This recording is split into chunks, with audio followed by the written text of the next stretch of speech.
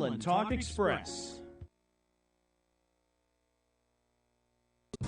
Welcome to The Mortgage Voice with Jeff Barton, your voice in the mortgage industry. Each week on this program, Jeff and his guests share their expertise, personal anecdotes, and the latest industry news to keep you in the loop. Now, to provide you with insight and help you navigate the consistently changing world of real estate lending, here is your host for The Mortgage Voice, Jeff Barton. Welcome back, everybody. I'm Jeff Barton, your voice in the mortgage industry. Thank you very much for listening to the show, for coming here each and every week, Saturday and Sunday, driving around, doing what you do, listening to us about what's happening in the mortgage world as well as what's happening in real estate. San Bernardino and Riverside counties, KCAA is our radio station. You can also see us and hear us. There it is. There's the signal. You can also hear us and see us at YouTube. Jeff Barton, the Mortgage Voice, is the place that you can go.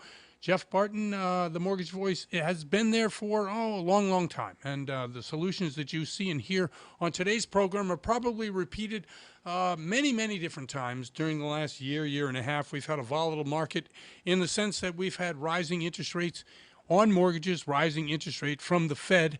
They are tangentially connected, but not necessarily connected. We've had instances in the past where one rate goes up and the other one goes down.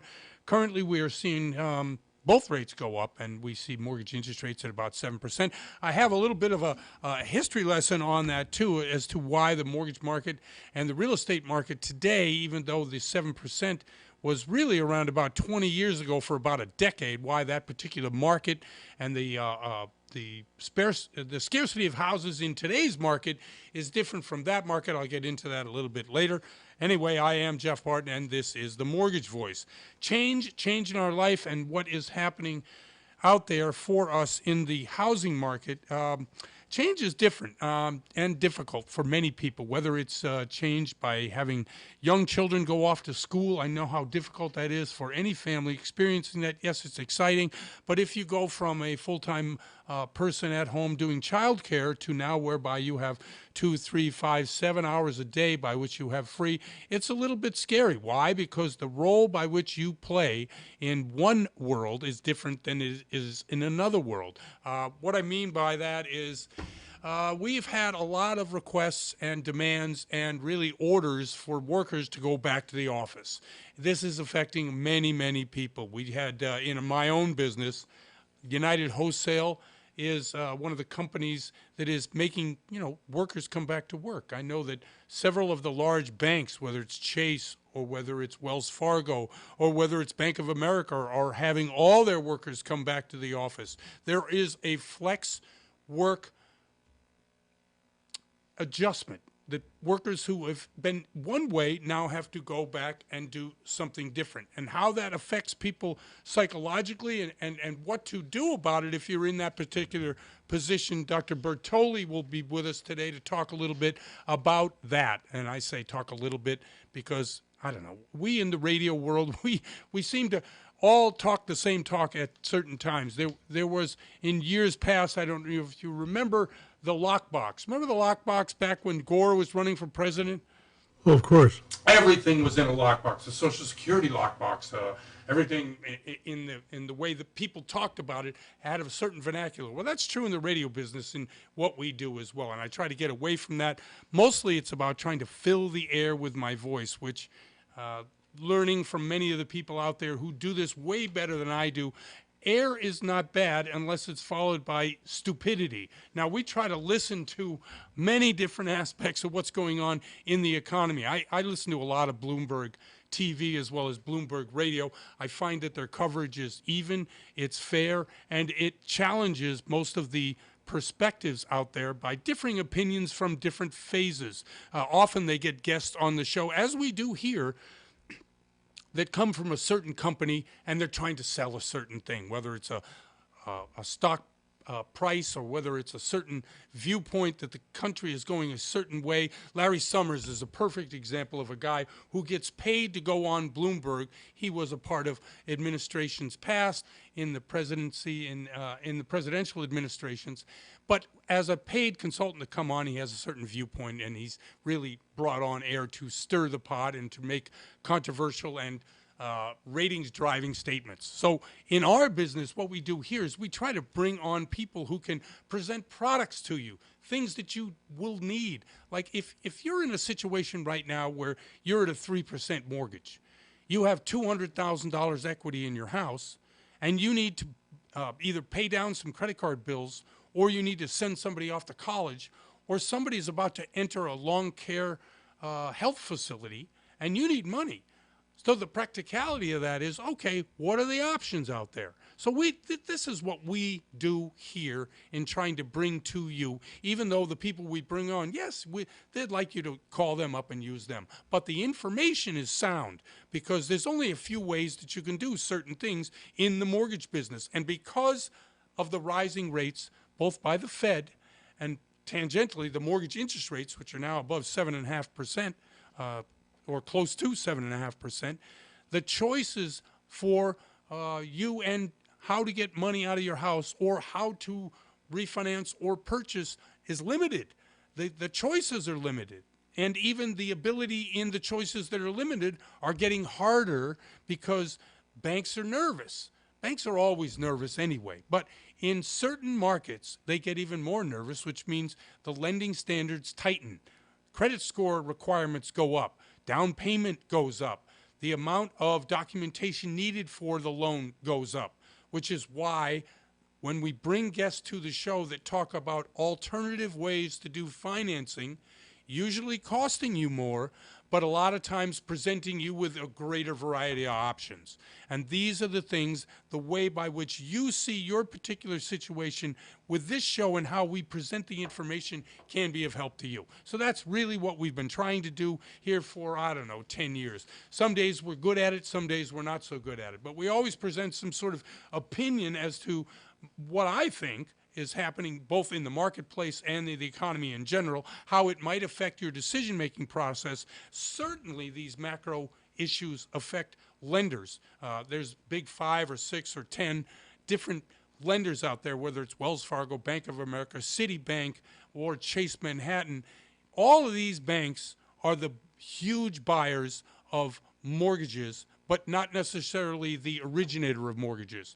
The largest originators of mortgages, as everyone knows, is Rocket Mortgage, which used to be Quicken, and United Wholesale, which is United Wholesale.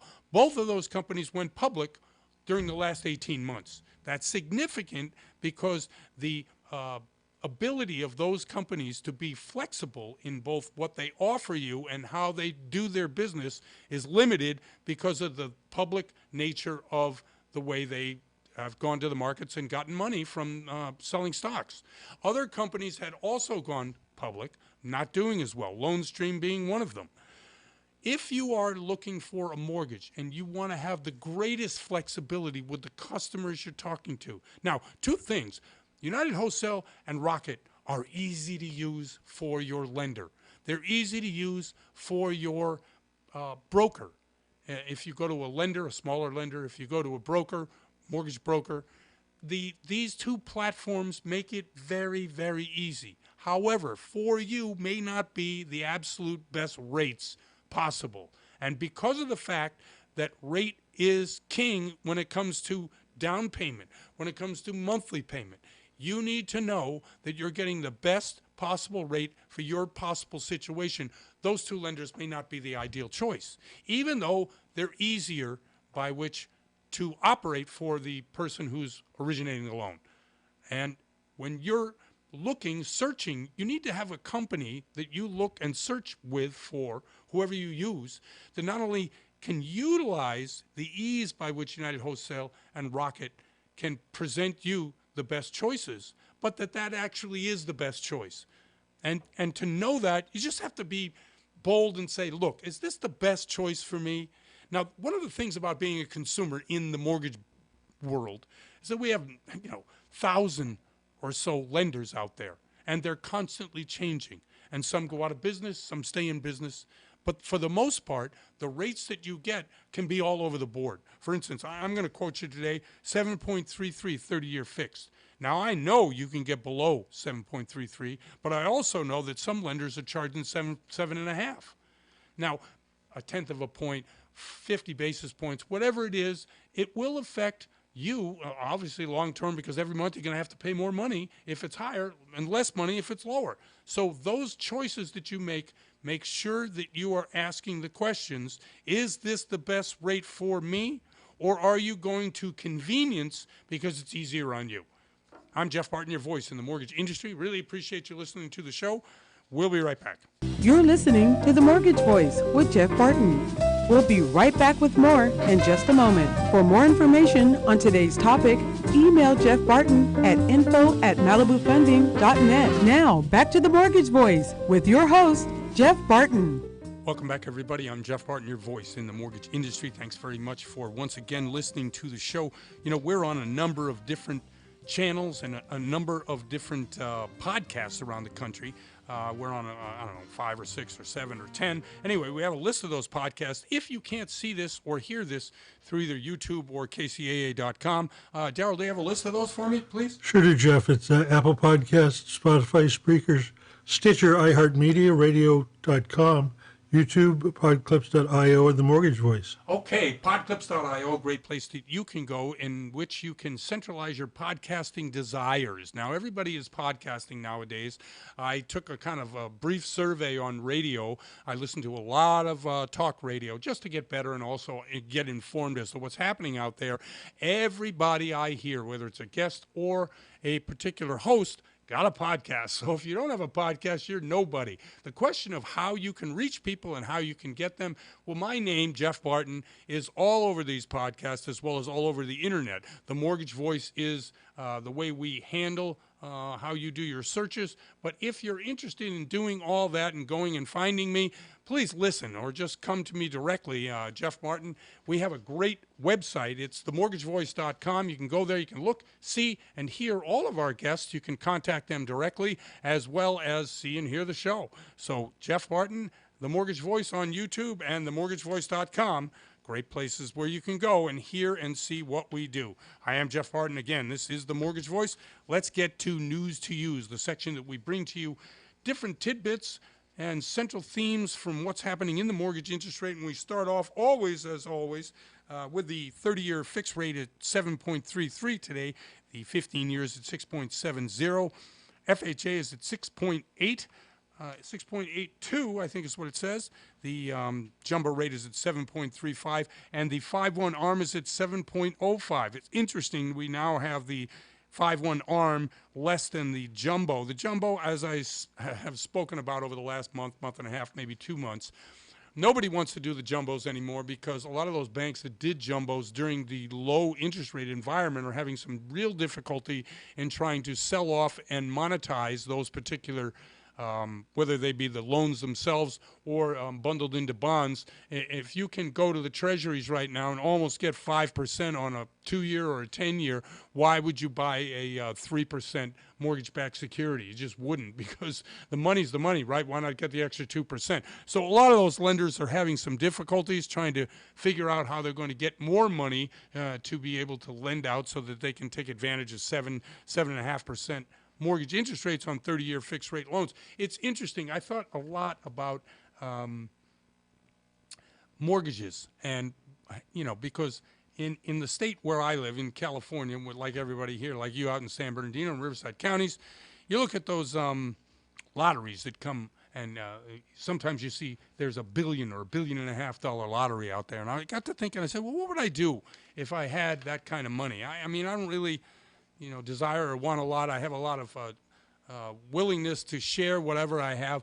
How could you set up a system whereby loans that you would give out would be for a certain demographic economically, like poorer folks, that you could be able to securitize with money, billions of dollars, however it would cost, and what would that look like at a reasonable rate? And what is a reasonable rate? Because the rates themselves that we see today are based on what we're told is not only the supply and demand of money, but also the risk that lenders take on, and the way risk is allocated in the marketplace is obviously if there is more risk for the lender, they're going to charge you more money.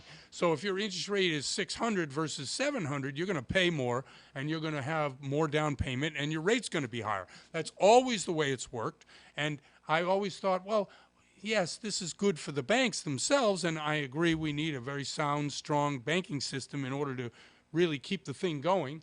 But how is that helping lower income people? And because we have lower income properties on the market, lots of them in certain areas, meaning that 100,000, 200,000, but a lot of people just don't want a 1,000 square foot house or 900 square foot house or a condominium in a certain area. How would we figure out the best way to be able to use my lottery money to fund loans to people? This is the kind of thought pattern I have on a daily basis. And I began to write down and kind of pencil in some things. Okay, 5% money, 20% down, up to $200,000 loan. How many houses are available in that range? And at 5%, well, the 2 years at 4.92%, the 10 years at 4.27. So in my mind, of course, I know that 5% at a $200,000 loan, you're still making a lot of dough, a lot of money in terms of that. But it's not 7.5%, or at non-QM loans today, it's not 8.5%, 9%,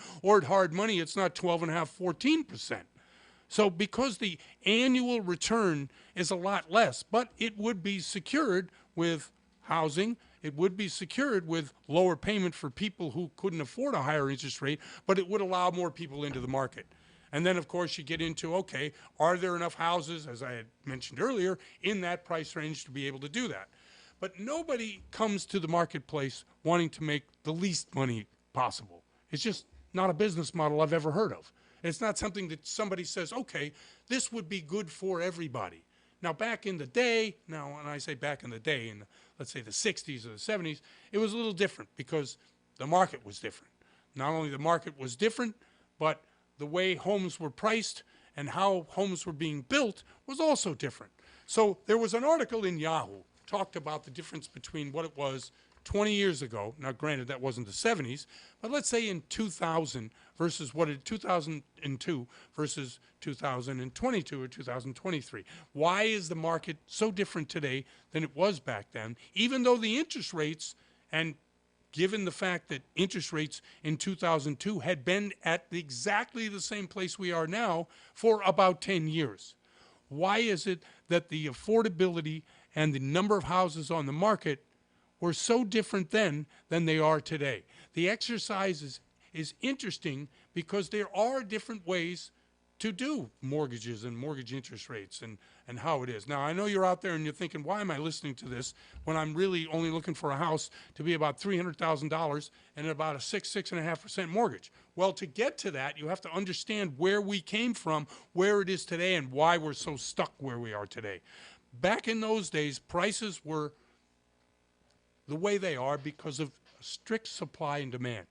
And because the interest rates being at 7.5% for over a decade, what you had is a steady supply of housing at that mortgage interest rate. And those buyers were steady, meaning that they had that same number or close to it for a given decade. Therefore, you had a way by which the market worked because it worked that way for a long time. Supply and demand was equal, mortgage interest rates were steady, and therefore you had a very secure housing market, albeit not the boom and bust that we had during the early 2000s or later on during the 2004, 5, 6, and 7 run-up to the 2008 really mortgage meltdown. So today, why is it different today? We had super low interest rates during the pandemic. We were at about 6.5%. We went down to 3%. For about a year to 18 months, we had interest rates below a certain level, which meant that anybody and everybody refinanced their properties or bought at a certain interest rate. Now, those particular numbers are interesting, and I'll tell you what they are. 91.8% of U.S. homeowners had a mortgage with an interest rate below 6%. Redfin found, furthermore, 82.4% of homeowners have currently a rate under 5%, and 62% of homeowners have a rate below 4%. Now, in a normal market, i.e. everybody had an interest rate like they did back in 2000s at 7%, buying and selling houses, stepping up, stepping down, you had this constant stream because for all things being equal, prices were the same. In this market where you have all the 62% below 4%, who's going to give up that mortgage for a 7% mortgage rate? If you wanted to step up, for instance, I'm 65 and above, right? If I wanted to sell and move into a different home, I don't want to pay 7%. I want to keep my 3%. So the mortgage rates at such a low interest rate have locked the market. Anyway, we will continue. I'm Jeff Barton, your mortgage voice, and we will be right back. You're listening to The Mortgage Voice with Jeff Barton. We'll be right back with more in just a moment. For more information on today's topic, email Jeff Barton at info@malibufunding.net. Now, back to The Mortgage Voice with your host, Jeff Barton. Welcome back, everybody. I'm Jeff Barton, your voice in the mortgage industry. Thanks very much for tuning into the show, for listening to us each and every week. You know, we come to you via many different modes and ways. You can go to YouTube, Jeff Barton, the mortgage voice, themortgagevoice.com. We have a bunch of podcasts. A lot of ways that you can get to us are traditional and non-traditional. The radio station, KCAA, out there for San Bernardino and Riverside, Saturday and Sunday. That's when you can see us. You're driving around, you're going to the hardware store, maybe coming back from church or wherever you do on Saturday and Sunday. Flip us on. What are some of the call signs for KCAA? On the AM, it's 1050, and the FM is 106.5. Excellent. Thank you very much. These two stations, great signal, and we've been with them for about 9 years. So KCAA, and I want to thank those people over there. They do a great job bringing us to you, and as I said, have been doing it for a long, long time. We've been talking on the show today about access, about different ways by which the economy and historically how it's worked, the supply and demand cycle. Some of the things we try to get into in the interview phase is particulars. What are people doing? How are they getting loans? What are some of the products? And joining us once again, a great friend of the show, Charles Giscombe from United Security Financial. Charles, how are you? Great, Jeff. Thanks for having me again. Thank you very much, and thanks for coming on. I appreciate that quite a bit. You've been loyal and full of information for a long time. Some of the questions that we get, especially because, you know, the lockup that we have in the real estate market because the low interest rate, nobody's moving, nobody's buying, nobody's selling. If you have that 3%, what are some of the solutions for people who want to take some equity out of their house? Well, you know, Jeff, there's many different ways. Obviously with the market and the interest rates, like you said, some people want to stick and hold steadfast on those lower interest rates that they receive, at our all-time low state. But obviously, there's individuals looking to get money too to do some other business, to buy some other properties. So some of the property programs that we've been looking at is standalone HELOCs. They have these second piggybacks that you're allowed to keep your first position loan. You can also go into a standalone HELOC, which is a fixed second rate. Obviously, you get to keep that first low interest rate, and then you can have a second, obviously a little higher, but your blended rate's going to come in real nice because you got that first initial low interest rate. Some other programs that you may take advantage of are some programs like 40-year loans that you may refinance on there. And what they allow you to do is stretch out the loan term. So even if the interest rate does go higher, obviously you're changing your first position loan, your lower interest rate, and at least you can write a check that's equivalent or a little bit more, but a good check that you can write every month, and you can take advantage of the equity that's in the house. Those are just a couple different things that we look at advising our borrowers to take a look at as far as if you want to keep that first position loan, that HELOC is very good. You can use it in the form of a credit card, or they'll give it to you in the form of a checkbook. And a lot now they're using AI for these standalone HELOCs. So it's really quick. Once you get approved, you can go in there and kind of custom and tailor fit what you want your home equity line of credit or your standalone home equity line of credit to look like. So there's many different features that have come into play in regards to that loan program. Interesting. One thing about USF, the company you currently work for, they're a national company that buys and sells loans, but also originates. What are some of the advantages of working with a company like that? Well, Jeff, it's always great when you're a direct lender, you're a seller servicer. Sure. What that means is that you sell directly to, obviously the Fannie Mae, Freddie Mac, Ginnie Mae, You have, these are direct seller servicers. So you can take advantage of the lower interest rates, obviously, because you're dealing direct. There's not as many overlays or different things that are put in place, so you're getting raw pricing, and you can get lower interest rates. You get a quicker turnaround time when you're dealing direct in most cases, and obviously they can be a little bit more flexible with borrowers. Since they're servicing these loans, obviously they can manually underwrite some loans if people are having some difficulties and make considerations and concessions for individuals that may not happen before. So there's definitely advantages to dealing direct, and there's a lot of other loan products that we have that you can utilize in there. I love Malibu Funding and the awesome products and programs that we have, and USF just offers another batch of programs like down payment assistance. They have their own down payment assistance programs we have over there, and a number of different programs that individuals can take advantage of that they might not normally get because they're servicing these loans in-house. That's interesting. I think when explaining to the general public what we do as mortgage originators, mortgage securitization, anything that can allow more options for the borrower. A lot of borrowers just get confused and lost, and they have to rely 100% on the loan officer. And I preach all the time to people on air, please, take your time, do the research, figure it out, ask a lot of questions. What's the balance for you when you talk to clients? Because a lot of clients are skeptical and scared, but they don't know anything and don't even know how to go about finding the information. You know what, Jeff? Just as long as we've been doing this, it's a lot of time taken, tried and true on different things that we can help our clients get more comfortable. At the end of the day, I always want to teach people what they're doing or ask for what we need to do in regards to get a transaction done. But at the same time, I want them to know why. Mm-hmm. I want them to know why. Because the more we teach them and have them understand, the easier the process goes along as we go further and looking for your first home, your second home, and your investment properties.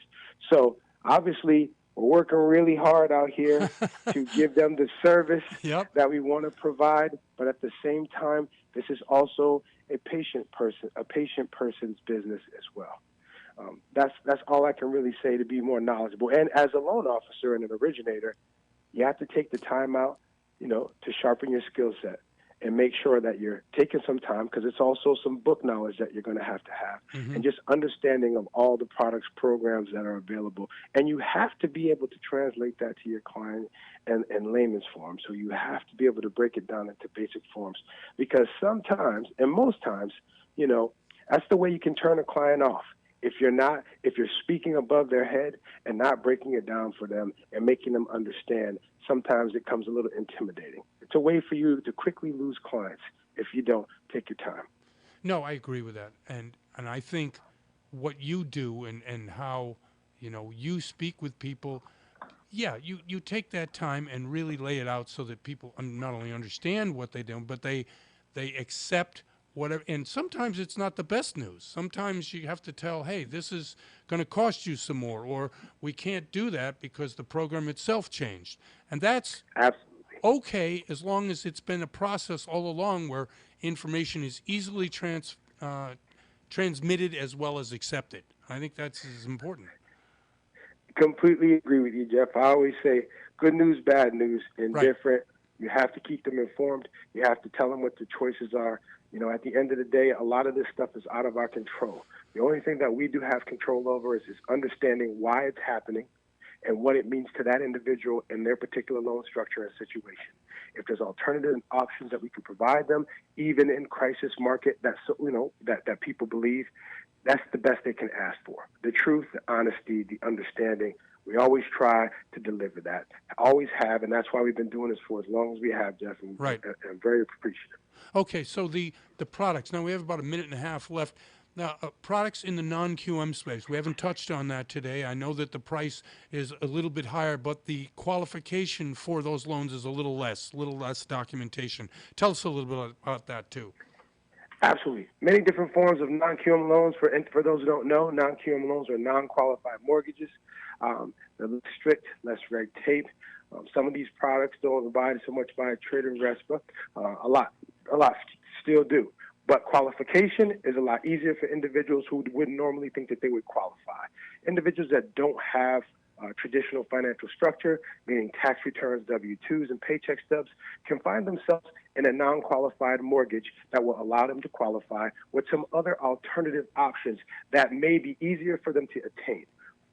For example, if you don't have your tax returns, but you do have, as a business or entrepreneur and individual, you have 12 months of bank statements. You can utilize the average of those 12 months of bank statements that you deposit funds in there as your new income. In most cases, your income is going to look higher than they are in your tax returns because in your bank statements, you're not writing anything off. So now all the deposits will act as your income. You divide that by 12, and that's your new income. A lot of times, it will alleviate the pressure that you would normally have on your debt-to-income ratio because taxes write you off and show you at a lower income, Right. But bank statements don't lie.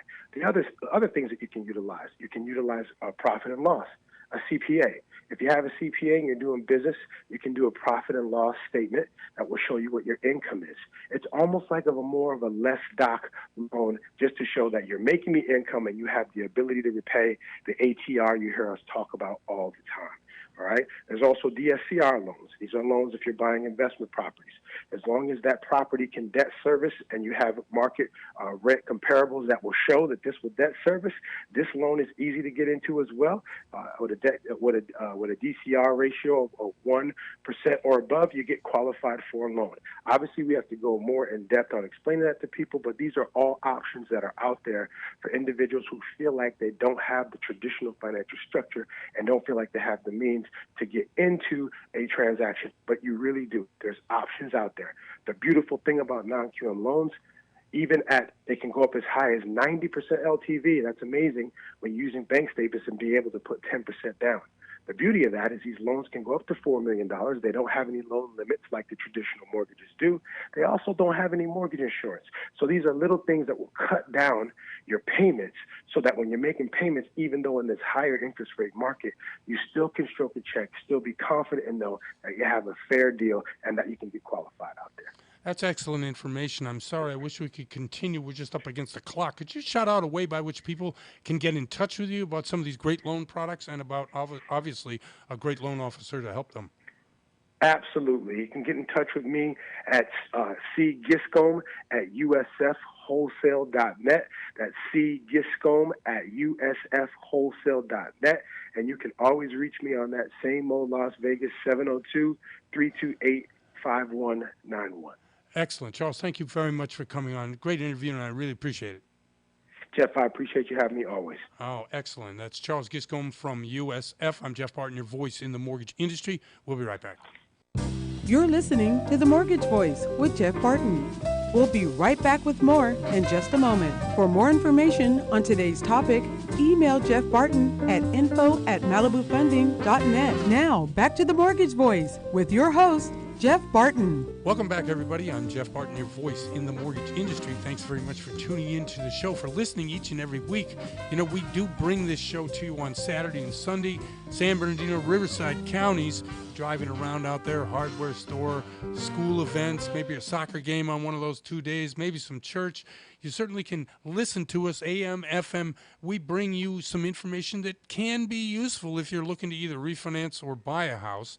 Certainly those things are things that are stress-making and causing people to be able to, go into a bit of a panic. We've seen interest rates rise way beyond what they have been. Everybody knows that. I know I'm just sort of preaching to the choir. But in order to be able to take full advantage of information, you need to be in a certain place, both mentally and emotionally, to be able to not only receive the information, but act on the information. Now, we talked to Dr. Jeannie Bertoli over the years and through this year about the stresses that all this can bring upon you, and she joins us now. Dr. Bertoli, how are you today? And thank you for joining the show. Jeff, I'm so glad to be here with you and your listeners.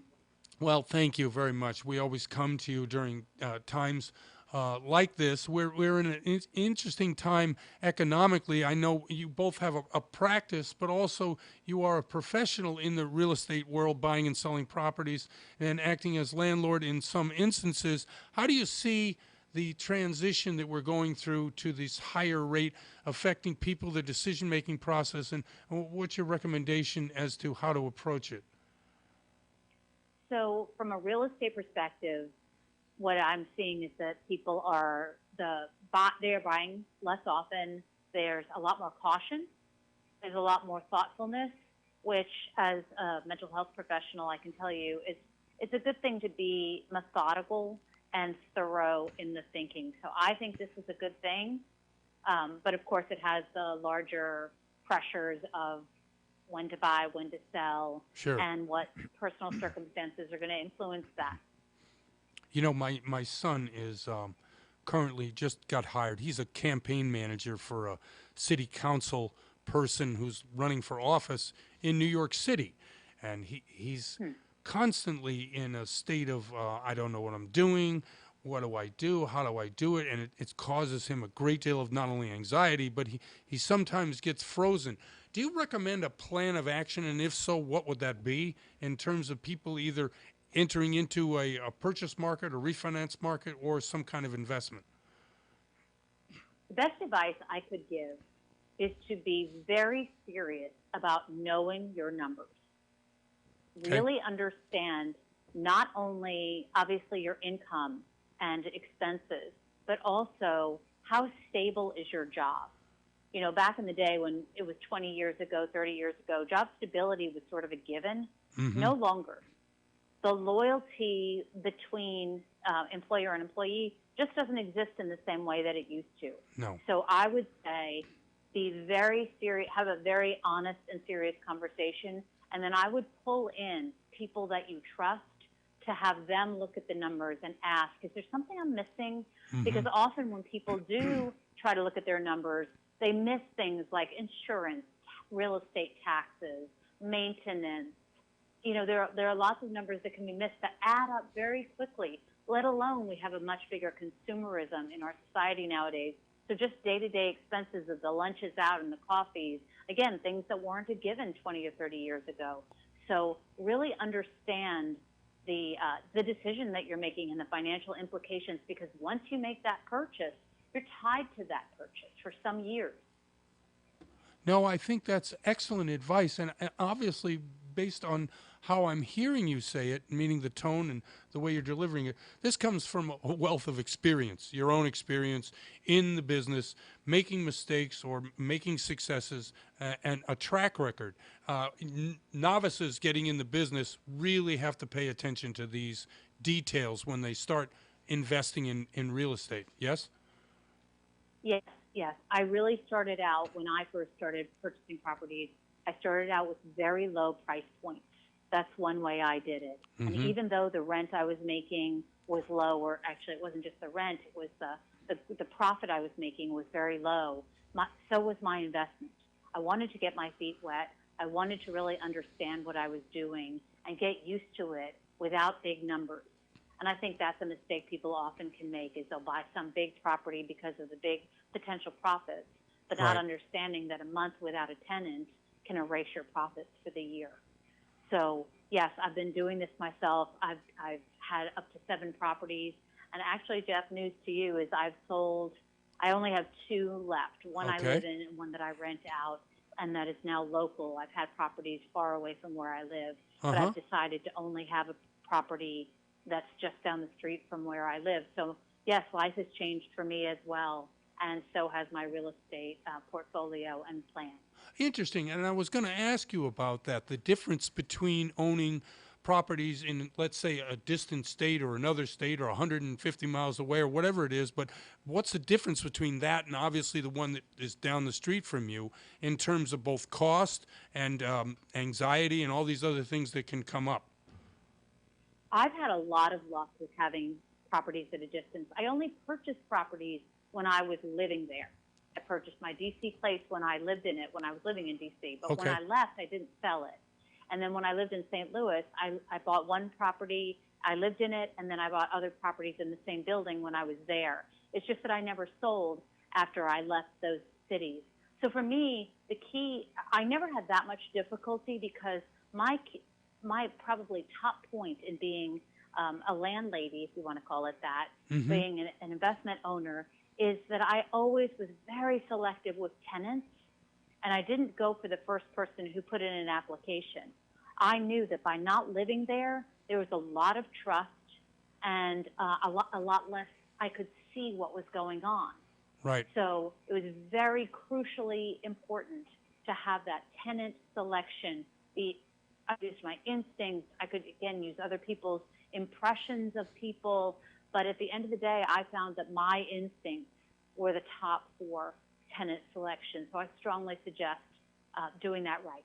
Now, in that, of course, you have to abide by whatever the state regulations are for accepting applications and how you do credit scores and not profiling. Is that ever a problem? I know you as a person is to not only be fair and honest and straightforward, but that I wouldn't see this as a problem. But did you ever have a tenant or somebody accuse you of something by not getting the apartment? You know, frankly, just the opposite, Jeff. Okay. Just as you were saying that, one of my perspectives was I wanted to give people a second chance. Okay. So when people's credit scores were not great, Right. that didn't mean I wouldn't take them. And I think sometimes that engendered some loyalty and some appreciation because I would put conditions in place. I wasn't reckless about it, Mm-hmm. but I would say, okay, we need to have a co-signer. Okay, I need to have 2 months. You're saying this is an issue of the past. Well, then I need to have 2 months deposit. You know, like I would put conditions in place to make sure I wasn't being foolish. But when you give people, everybody deserves a second chance. Agreed. Everybody can mess up, and they Yep. can't get that break. So yes, that was my my mode of operation. So the mood of the country in terms of buying and selling, the interest rates going up. What do you feel? You're in the marketplace. You're not only a professional in what you do in the mental health field, but you're also pretty good at seeing what's happening and getting a feel for what's happening. I have my own opinion, but I'm dying to hear what your opinion is of where the market is in relationship to buying and selling, whether we see an optimistic country out there, whether we see a pessimistic country out there. Where do you see it? Okay, I'm going to give you 2 points. Okay. One is when it comes to interest rates, my opinion is they're going to stay relatively high compared to what they've been in the last 5 years for some time. I do think they're going to go down, but I think they're going to go down in such a stair-step fashion that people aren't going to feel that big exhale. Okay. I think it's going to be incremental, and I think that sales are going to go just to stay relatively stable, relatively low compared to how they have been in the last 5 years. Okay. Secondly, my second big point is how the country is feeling and doing. And the divide in our country, unfortunately, there is just such division and such anger along political lines, and people seem very entrenched in who's right and who's wrong. And that has caused a disgruntledness, a discord in families and communities and in our country. And I do not feel like this is going to be resolved anytime soon. But what I believe the answer is on that neighbor-to-neighbor level. It's on that coworker-to-coworker level. Not getting into politics, just caring about another person, just offering kindness, just offering a smile, and leaving the rest of that behind. That's how I'm living now because I can't take the discord. I have no desire to be a part of the level of anger and hatred that is going on. This happened. No, this happened. No, this happened. I'm not Right. interested because I want to be happy and I want you to be happy. I can't control whether you're happy, but I do not want to be in that level of intensity that that is palpable. Yeah. I don't want any part of it. So I would say know that you can opt out. Yeah, that's a great way to look at it, and I do it all the time. And sometimes it puts me at odds with my surroundings because you're surrounded in it, and I'm like peaceful, trying to just, like you say, be kind, be nice to somebody. Anyway, I really appreciate your opinion on that. We've run out of time, unfortunately. I want to have you back on soon because I always love talking to you. Dr. Bertoli? Anytime. Now, I know you have a practice and a website, and you've got a couple of books on the marketplace. We didn't get into any of that, but if you want to leave a way, at least on the air here, by which people can get in touch with you if they'd like to chat with you, please do so. I think I'll just leave my phone number today. Sure, it is that's fine. 727 262-4271. I did just get licensed as a marriage and family therapist here in Florida. Oh, and excellent. so you can reach me, and I'm the couples expert. So 727-262-4271. Dr. Bertoli, thank you very much once again coming on the show. Really do appreciate it. Thank you. Bye-bye. Thank you. That's Dr. Jeannie Bertoli. I'm Jeff Barton, your voice in the mortgage industry. We'll be right back. You're listening to The Mortgage Voice with Jeff Barton. We'll be right back with more in just a moment. For more information on today's topic, email Jeff Barton at info@malibufunding.net. Now, back to The Mortgage Voice with your host, Jeff Barton. Welcome back, everybody. I'm Jeff Barton, your voice in the mortgage industry. Thanks very much for tuning in to the show and listening to what we have to say about mortgages and real estate on a weekly, on a monthly, on a yearly. We do it, have been doing it for quite some time. Jeff Barton, the Mortgage Voice on YouTube. TheMortgageVoice.com is our website, and of course we're on a number of podcasts. And one of the podcasts that we're on, podclips.io. I talked a little bit earlier about centralizing your podcast needs. This is a great place where you can go. Podclips.io centralizes not only me, and we're in the finance section, but there's health, there's sports, there's lifestyle, there's a number of different experts there. There's a bunch of ADA stuff, which is, of course, alternative dispute resolution, which anybody in real estate, which is part of what we do on this show, is a great place where you can figure out if something goes wrong in your purchase contract. I know that you checked that box. It said you'd go to mediation or arbitration. That's what ADR is. So you can go to podclips.io and listen to these great experts. Anyway, I'm Jeff Barton. This is The Mortgage Voice, and thanks very much for tuning in. Okay, a little bit of news to use, and then we'll get to our main segment of this segment. The chief economist for Goldman Sachs. The economy is resilient, growing at 2%. We think 24 will be too. Income growth looks supportive.